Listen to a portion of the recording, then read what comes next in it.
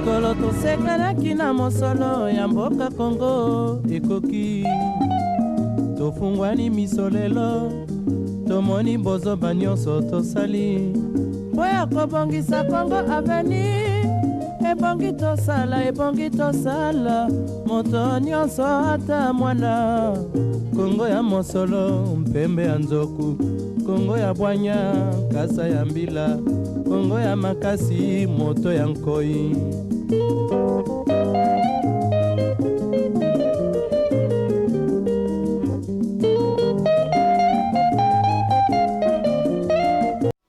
On impose aux gens, comme tu viens de le dire, prenons le cas de l'assurance maladie par exemple. Hein, on nous impose ça. Il y a des ressources en Afrique. Ces ressources rapportent des milliards. C'est un exemple là. Ces ressources rapportent des milliards. Si un État, si un gouvernement africain se dit, ou bien l'Union africaine se dit, écoutez, cette ressource, le sous-sol, ça appartient à toute la population. La première chose qu'il faut faire, c'est assurer tous les gens une assurance maladie pour toutes les populations africaines dans chaque pays. Le Zaïre, par exemple, un enfant qui est né est assuré. Ça va coûter des milliards, mais ces milliards appartiennent à la population, puisque ce sont les ressources du sol qui appartiennent, qui ont été vendues. Donc, ce truc-là, par exemple, ça va donner une vision. Pourquoi quelqu'un qui sait qu'il a une assurance maladie ne pense plus aux problèmes qui peuvent venir. Il sait qu'il est assuré.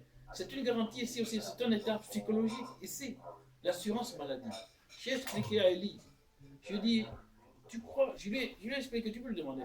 Je lui ai dit, mais ça fait longtemps que je lui ai expliqué ça. Je lui ai dit, tu crois que l'État allemand dépense 25 milliards d'euros pour donner du social sans contrepartie?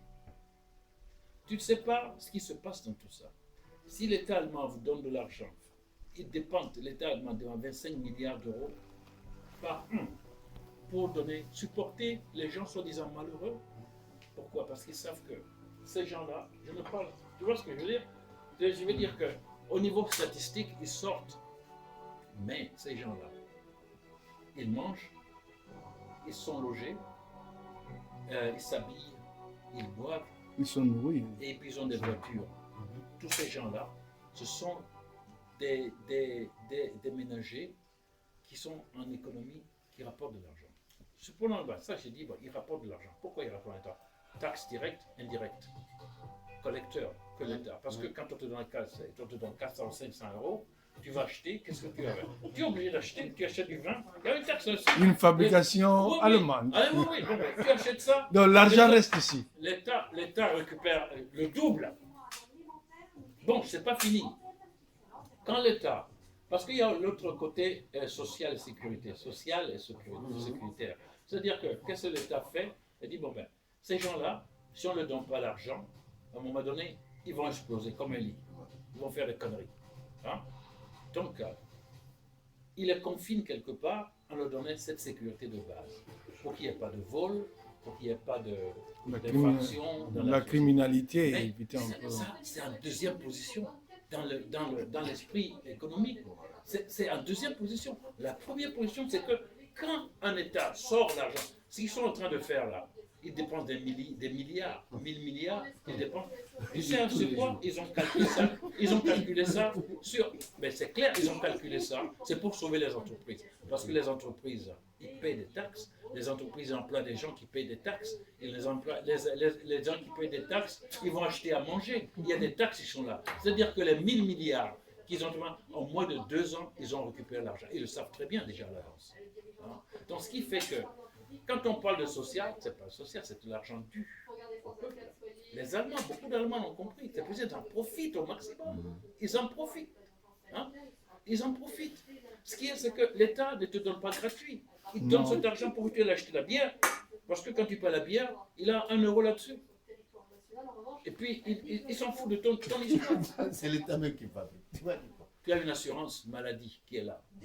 Bon, l'assurance maladie, l'argent que... Alors, il y a la sécurité, l'assurance maladie, tu sais qu'ils spéculent avec l'argent que tu as parce que ce sont des milliards qu'ils prêtent aux banques et qu'ils ont des intérêts là-dessus. Tout est calculé. Tout est calculé. C'est pour Ce ça qui est bizarre, je regrette souvent, hein, je prends souvent l'exemple de mon pays parce que je connais bien mon pays. bien sûr. Lorsqu'on était avec l'ancien régime, on appelle ça l'ancien régime, on avait Tu l'assurance. parles de père et fils ou bien Non, de Mobutu? de Mobutu, Ah, oui. ok. On avait l'assurance maladie. On appelait ça chaque travailleur avait ce qu'on appelle le carte d'ayant droit. Ouais. Cette carte-là donnait accès à te faire soigner. Si tu es malade ou tu es en chômage, tu peux, avec cette carte d'ayant droit, tu pars à l'hôpital général, n'importe quel hôpital, gratuitement. on te soigne gratuitement. La consultation, tout et tout, bon, tu vas payer seulement pour acheter le médicament, parce que le médecin ne livre pas de médicaments, Bien sûr. à moins d'avoir un traitement direct à l'hôpital. Ouais, Là, tu ne payes pas. ouais, bien sûr. Mais ces gens sont arrivés, Ils ont tout changé. tout, Changé. tout, non, je peux dire tué. Ce n'est même pas dans, ils ont assassiné même dans le système. Alors que à quoi ils ne pensent pas, c'est quand j'avais fait cette théorie, j'ai dit, bon ben écoutez, par exemple, il y a en Côte d'Ivoire 10 000 médecins, ok? 10 000 médecins qui sont éparpillés un peu dans la Côte d'Ivoire. Et puis, il y a 26 millions d'habitants. L'État dit, est-ce qu'on investit 10 milliards de francs CFA? C'est rien 10 milliards. C'est rien du tout en Afrique. C'est rien. Ça ne fait même pas 1 milliard d'euros. Hein? On investit 10 milliards de 20 milliards. Bon, ces 20 milliards, ça permet, c'est l'État qui investit ces 20 milliards. Ces 20 milliards, on structure tout le domaine des médecins. On dit, bon ben, écoutez, chaque médecin et sa profession a un certain montant. Quand tu vas là-bas, tu payes tel d'argent. Par exemple, disons, tu vas là-bas, tu payes 5 euros. Mais l'État qui paye. Bon, qu'est-ce qui va se passer? Qu'est-ce qui va se passer? Les gens qui sont assurés, les médecins qui savent qu'ils ont un revenu annuel de tant d'argent, ils sont directement taxés puisque c'est officiel, ce n'est pas officiel. Parce que ce qu'ils pratiquent en Afrique surtout, c'est le domaine de l'informel. Surtout, même chez les médecins, ils ont toujours l'argent dessous de table, que personne ne le sait. Ouais. Bon, pourquoi? Parce qu'il n'y a pas d'assurance maladie générale comme Mobutu avait fait. Tu vois? Ce qui fait que quand ils sont là, quand ils savent que chaque fois que tu vas chez un médecin en tant que patient, hein, il voit ton nom, il dit bon bah ok, tu as le truc, tu as il te soigne et puis la facture va à l'administration qui va payer. Mais l'administration paye, mais ils savent que tu es dans le formel. Ils savent que l'argent là va lui revenir. Donc c'est lui qui encaisse, c'est le médecin qui encaisse. Qui encaisse mais qui paye ses taxes. Mais s'il n'y a pas... Et l'État ne bénéficie absolument rien. Mais l'État bénéficie puisqu'il y a les taxes, il y a les impôts qui viennent. Est-ce qu'ils payent les impôts? Mais bien sûr qu'ils sont obligés de payer les impôts parce que c'est un État formel. C'est formel. L'informel, c'est ça qu'ils font actuellement. Puisque si tu es médecin installé, un patient peut venir chez toi et te donner 5 000 ou 10 000 ou 20 000. Mais l'État ne sait pas. Tu vois ce que je veux dire? Alors que s'il y a une assurance générale, l'État a un contrôle parce que tout médecin qui veut profiter de cet État doit être conforme. Voilà. Ce qui fait qu'on sait tout de suite combien il a gagné à la fin de l'année. On lui envoie. Tu comprends ce que je veux dire? Hein? Quand je dis ça, les gens disent ben oui, c'est bien, il faut proposer. Moi, je ne propose rien du tout. Les gens qui sont là, ils sont plus calés que moi.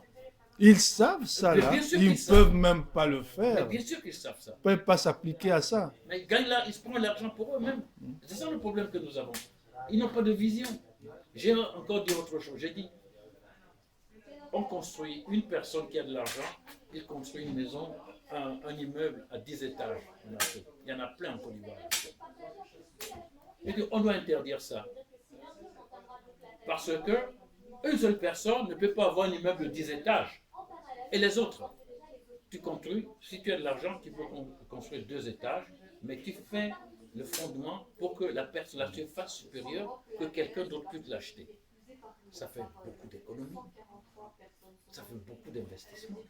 Ça fait une diversité de l'économie. Tu vois? Mais là, quelqu'un qui a le capitalisme pur, quelqu'un qui a de l'argent, qu'est-ce qu'il fait? Il construit des étages et ça lui appartient à lui seul.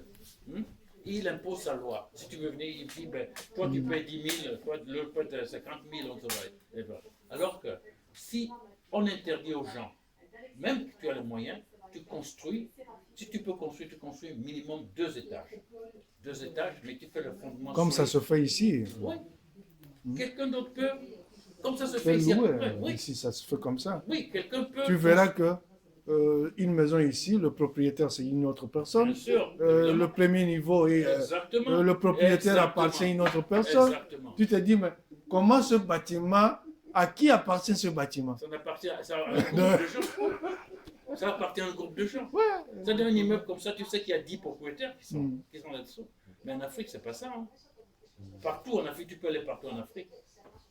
Il n'y a pas ça. Il y a tellement de choses à changer. Il y a tellement, mais tu n'as pas de vision pour ce genre. C'est ça, moi, le malheur. Le seul problème que j'ai en Afrique, c'est ça. Le seul problème que j'ai en Afrique, c'est ça. Alors, moi, j'ai développé le système de l'agroalimentaire. Hein, et puis, chaque fois, on en parle. Il a dit, ben, c'est ce que. Donc, moi, je me dis, je lui ai dit dernièrement, Guillaume, tu fais trop de blablabla. Si tu veux partir. Tu vois, je lui ai dit ça. Moi, je me suis dit, tu fais trop de blablabla. Tu as des idées, mais reste. J'avais eu toujours peur. Rester en Afrique, comme tu as dit. Rester en Afrique, tu vas tomber dans la précarité, une espèce de misère, et tu as tout laissé ici. Mais je me dis, bon ben, il faut risquer une fois. Tu vas là-bas pour 6 mois, et tu restes là 6 mois. Tu essaies un peu de voir comment les choses vont aller, et puis bon. Voilà. 6 mois au minimum. Parce qu'en Afrique, tu ne peux pas rien faire en 3 mois. Hein. Non. Tu ne peux rien faire. Et puis surtout Impossible. faire quelque chose, laisser quelqu'un comme responsable, tu es perdu. Même avant d'avoir commencé. Il faut rester pour que ça marche. Voir jusqu'à la fin. Il faut être derrière les gens. Et puis ce qui est bien, c'est que quand tu as une idée qui fonctionne, toi qui as vécu en Europe, ne le maintiens pas. Vends l'idée à quelqu'un. Ils ont beaucoup d'argent. C'est ce que j'ai toujours dit à Ali. Moi, je développe telle idée. Quand je fais l'essai, ça marche, je le vends au plus prenant. Je prends l'argent, développe une autre idée, et puis je le vends. Il y a comme ça l'argent que les gens... Toi, tu n'as pas de capital, mais tu as des idées. Et bien, c'est comme ça que ça se passe ici. Parce que cette idée-là, si tu vas à la banque en Afrique, ils ne te donnent pas d'argent. Hein. Non. Tu le sais. Ils ne te donnera pas la main. Un Européen viendrait avec cette idée-là, ils vont lui donner cet argent. Ça, c'est une Il faut vérité. savoir contourner les choses. Hein? Voilà. Il faut savoir contourner. C'est ce que moi je sais parce que tu sais, c'est merveilleux de vivre chez nous. C'est merveilleux. Beaucoup. C'est merveilleux de vivre chez nous. Quand tu- Il y a des moments où on se dit, mais on perd tout le temps ici. Mais bon, Et puis on parle de ça, c'est ça. comme tu as dit. Mais le temps passe. Le temps passe. Non, mais non. Moi, c'est ça, c'est vers le corona qui m'a tué. On est toujours ici. Le corona ici vient encore bousculer et bousiller tous les plans. Tout. Ah oui, ben, tout le monde. Hein. Tout ce qu'on se disait, dit bon, cette année-ci, on doit faire ça. Je vais faire ça, je vais essayer ça là. Tout est bousculé, on ne sait même pas se déplacer. Les gens n'ont pas d'idées. Ou bien ils ont des idées, mais ils savent comment le mettre en pratique. C'est ça le problème.